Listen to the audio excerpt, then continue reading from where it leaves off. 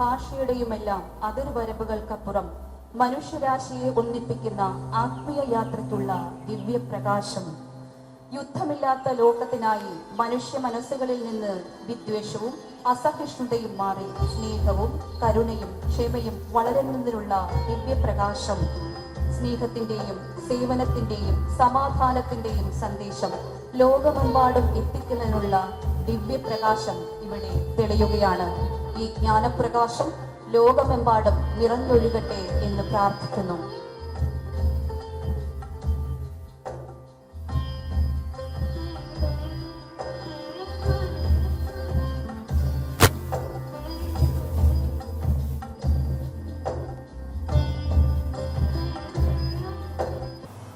ഇതൊരു ചരിത്ര മുഹൂർത്തമാണ്. നവജ്യോതിശ്രീ കരുണാകര ഗുരുവിൻ്റെ ജന്മശതാബ്ദി മഹോത്സവങ്ങളുടെ ആഘോഷമാണ്. തീർച്ചയായും ഇത് വിശ്വശാന്തി സന്ദേശയജ്ഞമായി മാറുകയാണ്. ഗുരുവിൻ്റെ വാക്കുകൾ, ഗുരുവിൻ്റെ സന്ദേശം ലോകത്തിൻ്റെ എല്ലാ മുക്കിലും മൂലയിലും എത്തണം എന്ന സതുദ്ദേശത്തോടു കൂടിയാണ് ഈ ജന്മശതാബ്ദി ആഘോഷം വിശ്വശാന്തി സന്ദേശയജ്ഞമായി മാറുന്നത്.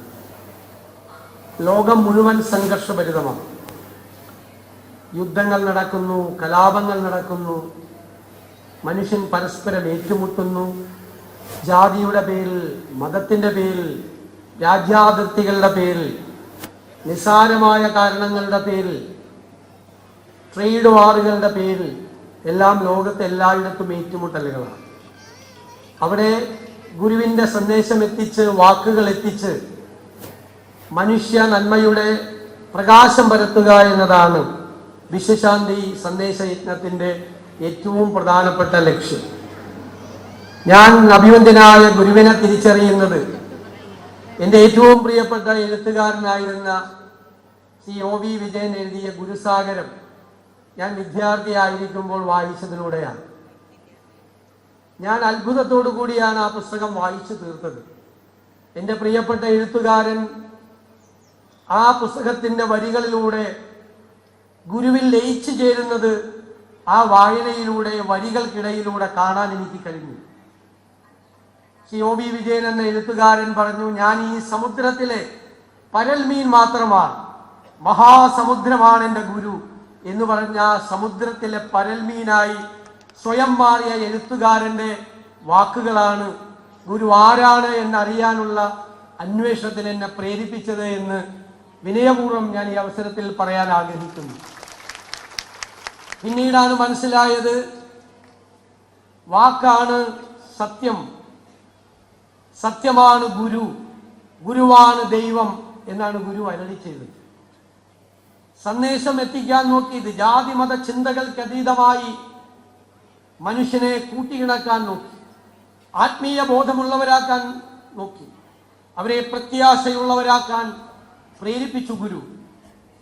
ജീവിതത്തിന്റെ പ്രതിസന്ധികളിൽ പിന്തിരിഞ്ഞോടാതെ, തളർന്നു പോകാതെ, ആത്മഹത്യ ചെയ്യാതെ ജീവിതത്തിന്റെ പ്രതിസന്ധികളെ മറികടക്കാനുള്ള കരുത്തായി ഗുരുവിന്റെ വാക്കുകൾ മാറി. ആത്മീയ ബോധനം എന്നതിന് പുതിയ അർത്ഥതലങ്ങൾ സൃഷ്ടിച്ചു.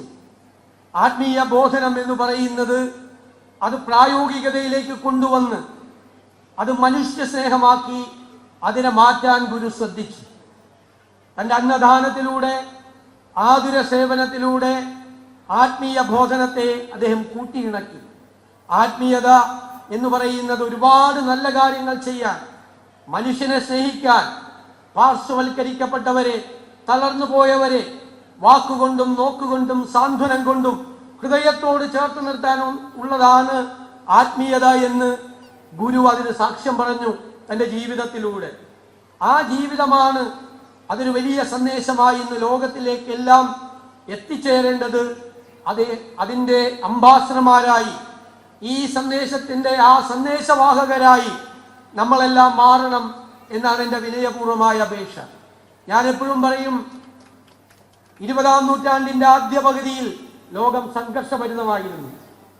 1-ാം ലോക മഹായുദ്ധവും 2-ാം ലോക മഹായുദ്ധവും ഒരുപാട് ചോരത്തുള്ളികൾ വീണ, ഒരുപാട് മനുഷ്യരുടെ കബന്ധങ്ങൾ മാത്രമായ ശിരസറ്റ് വീണ ഒരു കാലമാണ്.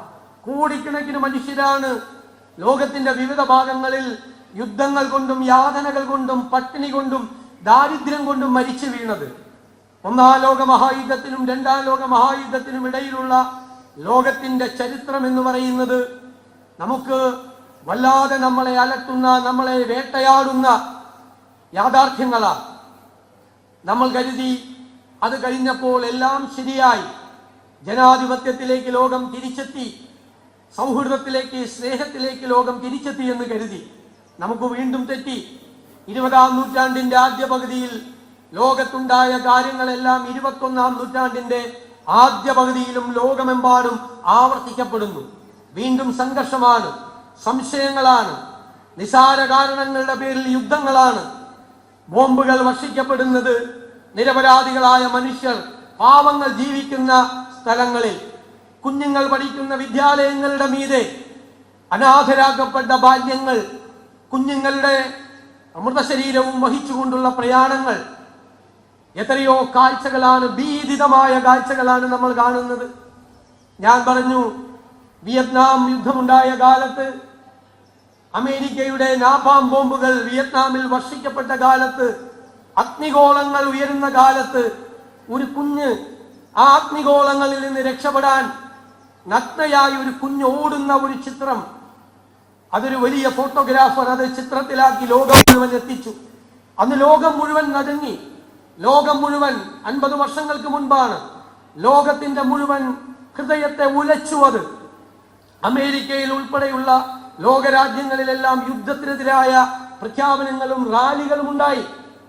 ഒരുപാട് സ്ഥലങ്ങളിൽ ഒരുപാട് സമ്മർദ്ദങ്ങൾ ഉണ്ടായി യുദ്ധത്തിനെതിരായി. കുഞ്ഞിന്റെ ചിത്രം മാത്രം കണ്ട്. ഇപ്പോൾ ഓടുന്ന കുഞ്ഞിന്റെ ചിത്രമല്ല ഉള്ളത്, കുഞ്ഞുങ്ങൾ കൊല ചെയ്യപ്പെടുന്ന ചിത്രം കണ്ടിട്ടും നമ്മളൊന്നും മിണ്ടുന്നില്ല, ആരും മിണ്ടുന്നില്ല. ലോകം പറയും ഐ ഫീൽ നത്തിങ്, എനിക്കൊന്നും തോന്നുന്നില്ല. കാരണം എന്റെ കുഞ്ഞല്ല മരിച്ചു വീണത്, എന്റെ കുഞ്ഞിന്റെ ശവശരീരമല്ല കൈമാറ്റം ചെയ്യപ്പെട്ടത്, എനിക്കൊന്നും തോന്നുന്നില്ല എന്നുള്ള ഒരു വല്ലാത്ത നിർവികാരതയിലേക്ക് ലോകം മാറുന്ന, ഭീതി ഉണർത്തുന്ന ഒരു കാലത്താണ് നമ്മൾ ജീവിക്കുന്നത് എന്ന ബോധ്യം വേണം. ഒരു ജീവിതകാലത്ത് സമ്പാദിച്ചത് മുഴുവൻ വഴിയിൽ ഉപേക്ഷിച്ച്, കുഞ്ഞുങ്ങളെയും മാറോടടക്കി പിടിച്ചുകൊണ്ട് ജീവിതത്തിലെ എല്ലാം നഷ്ടപ്പെട്ട് പ്രയാണം നടത്തുന്ന ആ സങ്കടകരമായ കാഴ്ചകളാണ് ലോകത്ത് മുഴുവനുള്ളത്.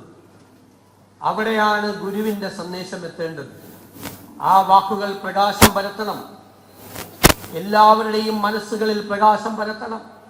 ജാതിയുടെ പേരിൽ, മതത്തിന്റെ പേരിൽ സംഘർഷങ്ങളിൽ ഏർപ്പെടുന്നവർ, മനുഷ്യനെ ദ്രോഹിക്കുമ്പോൾ, രാഷ്ട്രീയത്തിന്റെ പേരിൽ സംഘർഷങ്ങളിൽ ഏർപ്പെടുമ്പോൾ, മനുഷ്യൻ കുത്തിമലർത്തുന്നത്, മനുഷ്യൻ കൊന്നൊടുക്കുന്നത് സ്നേഹത്തെയാണ്. ദൈവം നമുക്ക് തന്ന വരദാനമാണ് ഈ ജീവിതം എന്നുള്ള വിശാലമായ കാഴ്ചപ്പാടിനെയാണ്. അതിനെ മറികടക്കാൻ ഈ ഗുരുവിന്റെ സന്ദേശം, ഈ വിശ്വശാന്തി സന്ദേശത്തിലൂടെ ലോകം മുഴുവൻ എത്തട്ടെ എന്ന് ഞാൻ പ്രാർത്ഥിക്കുന്നു. ഞാൻ കോഴിക്കോട് വെച്ച് ഒരു ചടങ്ങിൽ പങ്കെടുത്തപ്പോൾ ഈ ആശ്രമം എന്നെ അത്ഭുതപ്പെടുത്തി. ഒരു പ്രാർത്ഥന നടന്നുകൊണ്ടിരിക്കുമ്പോഴാണ് നോമ്പ് തുറയുടെ സമയമായത്. ഒരു വശത്ത് പ്രാർത്ഥന നടക്കുന്നു, മറുവശത്ത് നോമ്പ് തുറ നടക്കുന്നു, നോമ്പ് തുറക്കുന്നു. ഒരേ വേദിയിൽ വെച്ച് അത് ചെയ്യാൻ കഴിഞ്ഞ ഒരു വലിയ അടിത്തറയുള്ള, വലിയ ചിന്തയുള്ള ഒരു ആശ്രമമാണ് ഈ ആശ്രമം എന്ന് ഞാൻ പ്രത്യേകമായി പരാമർശിക്കാൻ ആഗ്രഹിക്കുന്നു. അത്തരമൊരു ചടങ്ങിൽ എനിക്ക് പങ്കെടുക്കാനുള്ള ഒരു അവസരം അന്ന് കിട്ടിയത് ഞാൻ അത്ഭുതത്തോടു കൂടിയാണ് നോക്കിക്കണ്ടത്. ഇന്നും ഈ ചരിത്ര മുഹൂർത്തത്തിൽ പങ്കാളിയായി ഗുരുവിന്റെ ജന്മശതാബ്ദി മഹോത്സവവും വിശ്വശാന്തി സന്ദേശയജ്ഞവും ഉദ്ഘാടനം ചെയ്യാൻ കഴിഞ്ഞതിലുള്ള സന്തോഷം ഞാൻ പങ്കുവയ്ക്കുന്നു. തീർച്ചയായും ഈ ആശ്രമം നടത്തുന്ന പ്രവർത്തനങ്ങൾക്കെല്ലാം ഈ സർക്കാരിന്റെ പൂർണ്ണമായ പിന്തുണ ഉണ്ടാകും എന്ന് ഞാൻ വിനയപൂർവ്വം പറയുന്നു. ഞാനിതിന് മുൻപുള്ള വീഡിയോ പ്രസന്റേഷൻ കണ്ടു. ആർട്ടിഫിഷ്യൽ ഇന്റലിജൻസിന് എന്നെ പോലും സുന്ദരനാക്കാൻ പറ്റും എന്നെനിക്ക് ബോധ്യമായി. ആർട്ടിഫിഷ്യൽ ഇന്റലിജൻസിലൂടെയുള്ള എൻ്റെ ചിത്രങ്ങൾ കണ്ടു. അപ്പോൾ ആധുനികമായ സങ്കേതങ്ങൾ ഉപയോഗിച്ചുകൊണ്ടും ഇന്ന് ലോകത്തിലെ എല്ലാ കാര്യങ്ങളും അഡ്രസ്സ് ചെയ്യാൻ കഴിയുന്ന തലത്തിലേക്ക് ഈ ആശ്രമം വളരുകയാണ്. ഈ ആശ്രമത്തിന്റെ സന്ദേശം എല്ലായിടത്തും എത്തട്ടെ എന്ന് ഒരിക്കൽ കൂടെ പ്രാർത്ഥിച്ചുകൊണ്ട് ഞാൻ ഈ ജന്മശതാബ്ദി മഹോത്സവവും മഹാമഹോത്സവവും വിശ്വശാന്തി സന്ദേശ യജ്ഞവും ഉദ്ഘാടനം ചെയ്തതായി അറിയിക്കുന്നു. നന്ദി.